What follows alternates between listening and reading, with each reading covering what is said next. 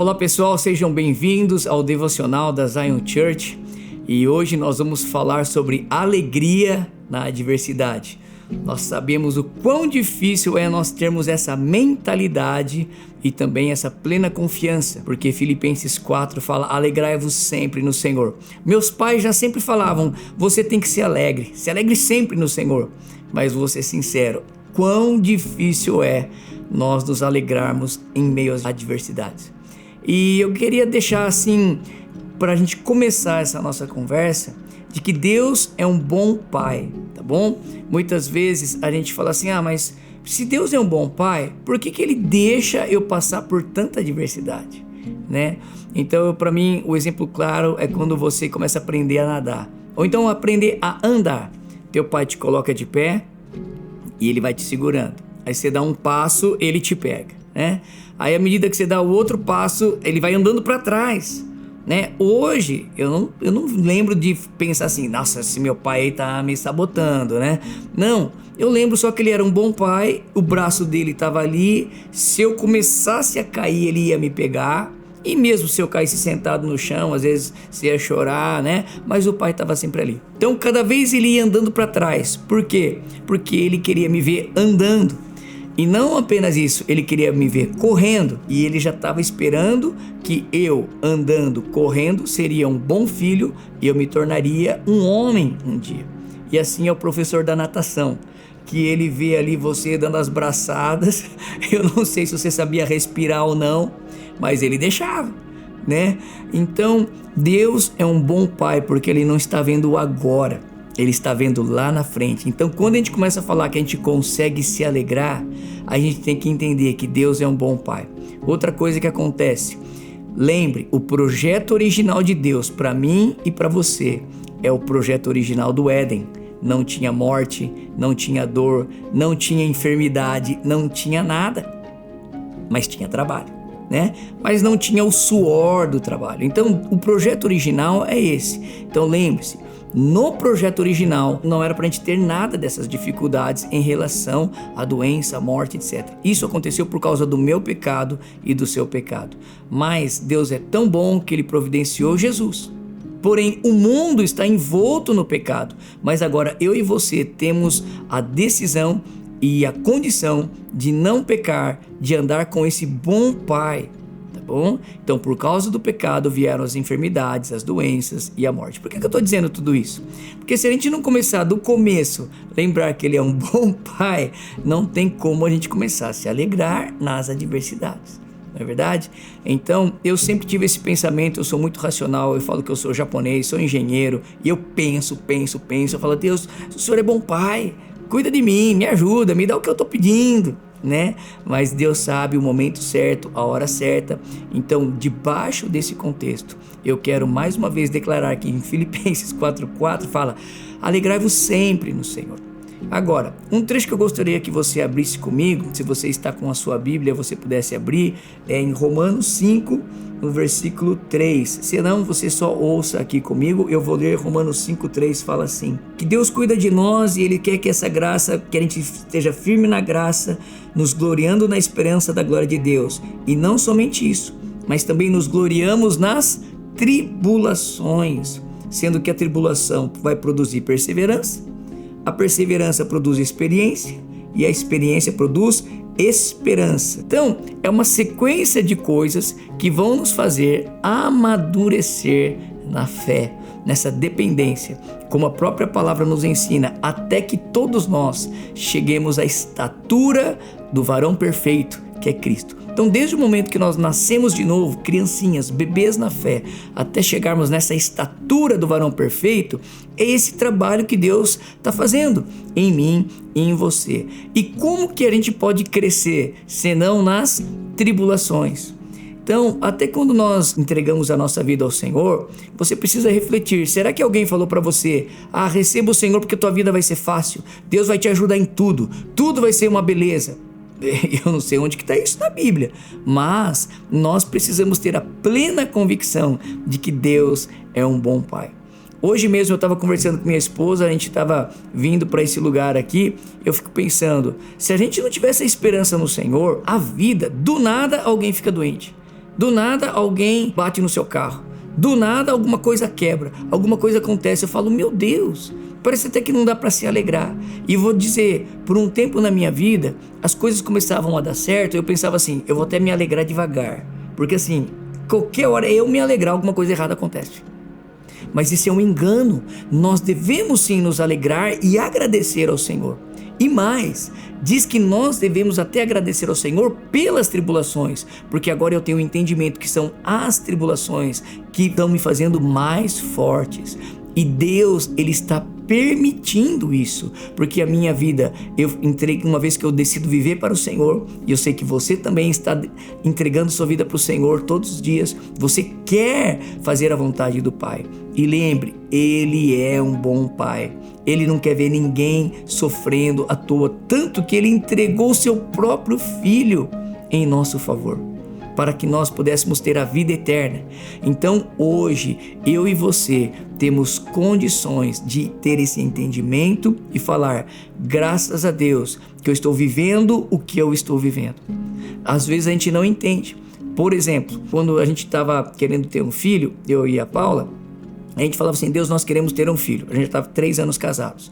Porém, esse processo de ter filho demorou 7 anos. Gente, 7 anos não é fácil, não passa rápido. Teve época que a gente até falava assim, será que a gente perdeu a promessa? Né? Então, vou lá pro final. Agora ela engravida, porque no meio ela perdeu um filho também, foi muito difícil, e a gente tendo essas experiências em Deus. Mas aí pro final ela engravidou. No 2º mês, ela começou a ter sangramento de novo. Eu falei, não, Deus, é só um filho que eu queria. Tanta gente nem quer ter filho e tá tendo. Por que na nossa vida é tão difícil? Eu só queria ser um crente normal, um crente bonzinho. E a gente acha, já não, será que eu pequei? Será que eu errei? Não, Deus é um bom Pai. Então, foi um longo período, todos os dias, a Paula com sangramento, ela falava, a fé é a certeza das coisas que a gente se espera, mas não se vê. Aí ela tinha que ir no banheiro, ela ficou de cama, deitada, não podia levantar para nada, ela só levantava para ir no banheiro. Então durante 7 meses, porque depois no 8º mês e meio o médico liberou ela para levantar, mas 7 meses ela ficou deitada. E eu tive que mudar a rotina da casa. Ela trabalhava de dia, estudava à noite, mudamos toda a rotina. Eu falava, Deus, eu não estou entendendo nada. E quantas vezes eu brigava com Deus, Deus, não é possível, não é possível. Mas todo dia ela ia no banheiro, talvez 1 ou 2 vezes por dia. Ela falava, a fé é a certeza das coisas que espera e não se vê. Beleza. Pedro nasceu bem, glórias a Deus. 15 anos depois, recente, a gente estava se perguntando, né? E ela acordou pensando, por que eu fiquei tanto tempo de cama? O que Deus tem para esse filho? E Deus falou assim, ele vai ser um evangelista. E a Paula perguntou para Deus, mas ele não se move no sobrenatural? O evangelista é alguém que anda pela fé. E Deus falou para ela, ele foi gerado em fé todo dia.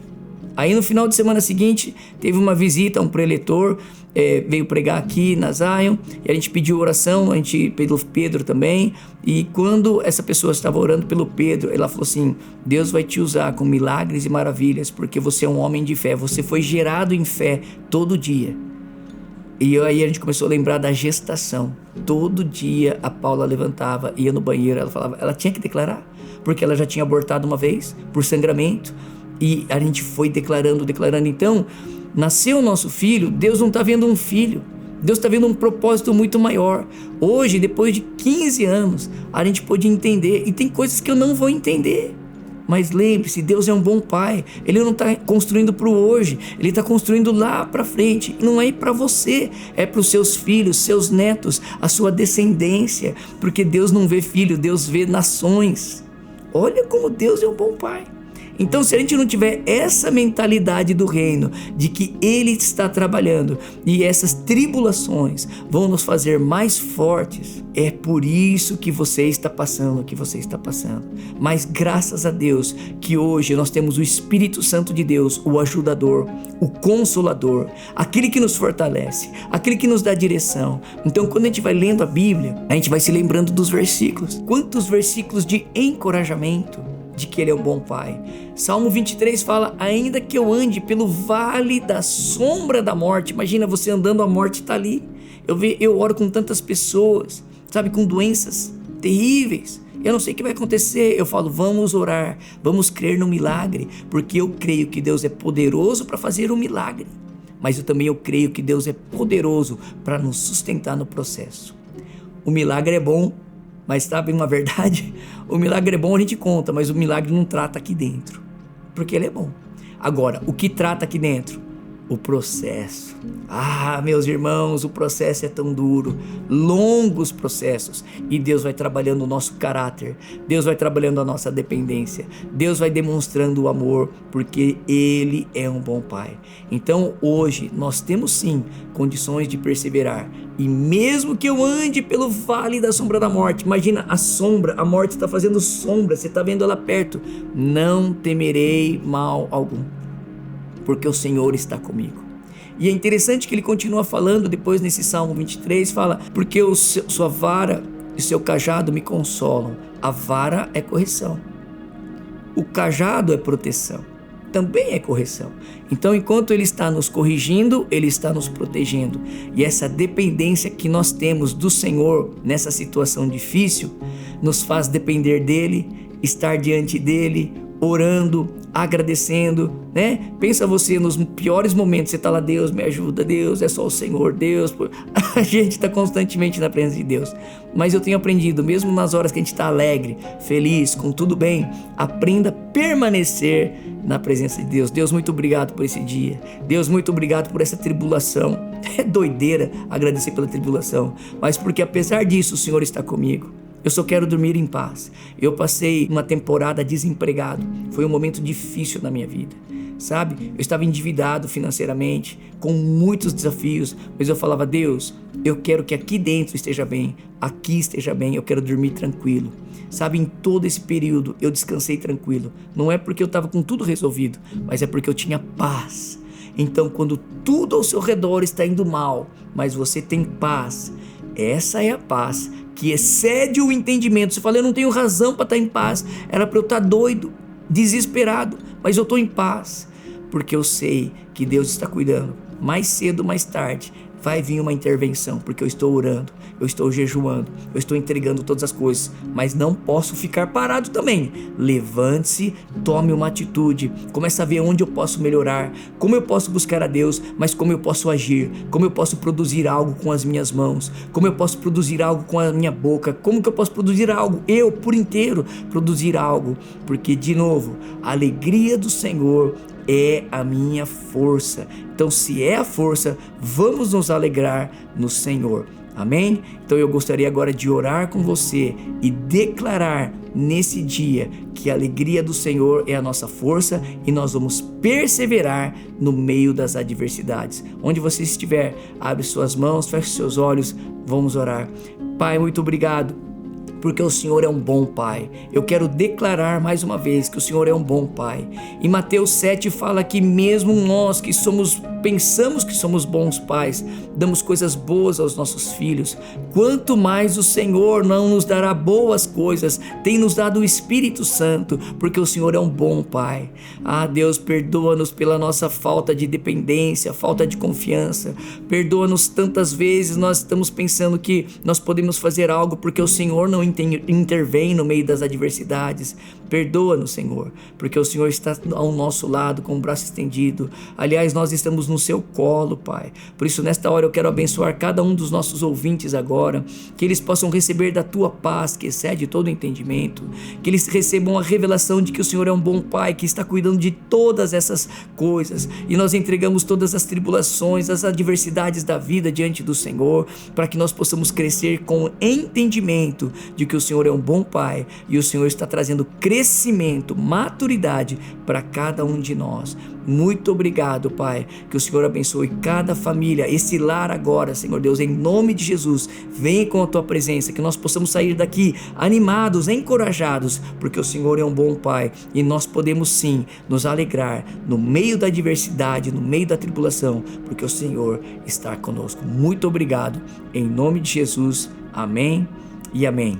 Eu espero que você tenha sido edificado com essas palavras, encorajado. E se você realmente tem recebido isso do Senhor, escreve aqui nos comentários tudo que você tem sentido e também encaminha para os seus amigos, para os seus familiares que precisam desse sustento e dessa alegria no meio da tribulação. Deus te abençoe.